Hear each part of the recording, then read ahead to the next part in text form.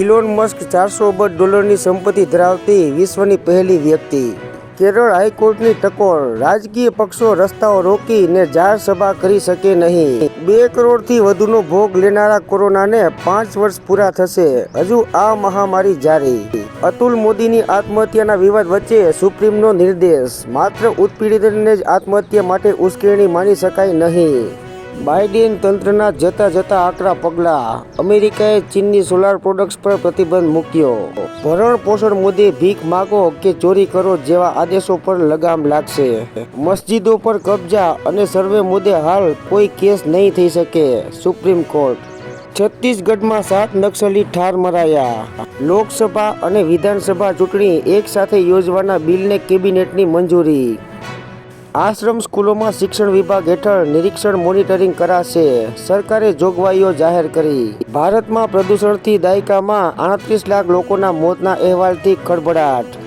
ચૂંટણી પંચે છેક 1983માં એક સાથે ચૂંટણીઓ યોજવાની તરફેણ કરેલી। હૈદરાબાદ પોલીસની FIR રદ કરાવવા અલ્લુ અર્જુન હાઈકોર્ટમાં। 100 વખતે ધક્કામુક્કીમાં મહિલાનું મૃત્યુ થયું હતું। સુપ્રીમ કોર્ટની એજન્સી માટે લક્ષ્મણ રેખા, ઈડી સરકારી વકીલની કોર્ટ કાર્યવાહીને પ્રભાવિત ન કરી શકે। ગેરકાયદેસર બાંગ્લાદેશીઓની ઘૂસણખોરી અટકાવવા આસામ સરકારનો મહત્વનો નિર્ણય। સ્વિટ્ઝરલેન્ડમાં ખવાય છે સૌથી વધુ ચોકલેટ, એક વ્યક્તિ દર વર્ષે ખાઈ જાય છે 8.8 કિલોગ્રામ ચોકલેટ। ગ્વાલિયરમાં એક ભયાનક ઘટના બની, પુષ્પા 2ની સાઇડ ઇફેક્ટ, અલ્લુ અર્જુનની સ્ટાઇલમાં યુવકનો કાન કાપીને ચાવી ગયો શખ્સ। 2 વર્ષમાં કાર્ડિયાક થેરાપીની દવાઓના વેચાણમાં 42% વધારો, સ્થૂળતા વિરોધી મેડિસિનનું પણ વધ્યું વેચાણ। એક પગ પર 12 વર્ષ સુધી તપ કરનારા 110 વર્ષીય સંત બાબા સિયારામ દેવલોક પામ્યા।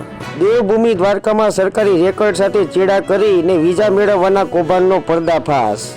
કેનેડામાં નવા આવનારાઓને સ્વીપર, ડિશવોશરની જોબ પણ નથી મળતી। વૈષ્ણોદેવીમાં સતત 3જા વર્ષે 90 લાખથી વધારે શ્રદ્ધાળુઓ છે, જોકે અથાગ પ્રયાસો છતાં 1 કરોડનો રેકોર્ડ નથી તૂટી શક્યો।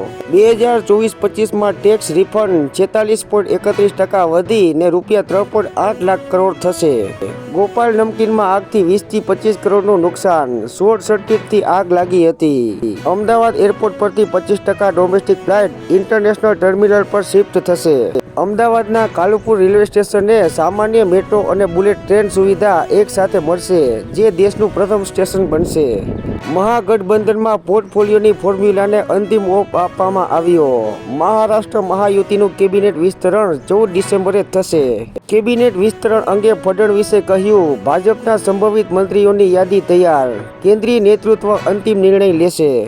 અમેરિકામાં પ્લેન રનવેને બદલે રોડ પર ઉતર્યું, 2 ટુકડા થઈ ગયા, 4ને ઈજા અને દુર્ઘટનાની તપાસ શરૂ। ફિલ્મ ઉદ્યોગમાં જાતીય સતામણીનો આક્ષેપ કરતી અરજી દિલ્હી હાઈકોર્ટે ફગાવી, કહ્યું એ માત્ર અટકળો પર આધારિત। ભાજપના દિગ્ગજ નેતાઓ સંસદમાં બંધારણ પર ચર્ચા કરશે, પ્રિયંકા પહેલીવાર રાહુલ સાથે ગ્રહને સંબોધશે। BZ ગ્રુપના ભાગેડુ સંચાલક ભૂપેન્દ્ર ઝાલાના આગોતરા જામીન કોર્ટે ફગાવ્યા। પ્રિન્સિપાલ ડિસ્ટ્રિક્ટ જજના ચુકાદા બાદ હવે ગમે ત્યારે થઈ શકે છે ભૂપેન્દ્ર ઝાલાની ધરપકડ। રાજ્યમાં હજુ 2 દિવસ ઠંડી ભૂક્કા બોલાવશે, ઉત્તરાયણ સુધી પવનના તોફાન સાથે વરસાદના 2 રાઉન્ડ આવશે, આંબાલાલ પટેલની આગાહી।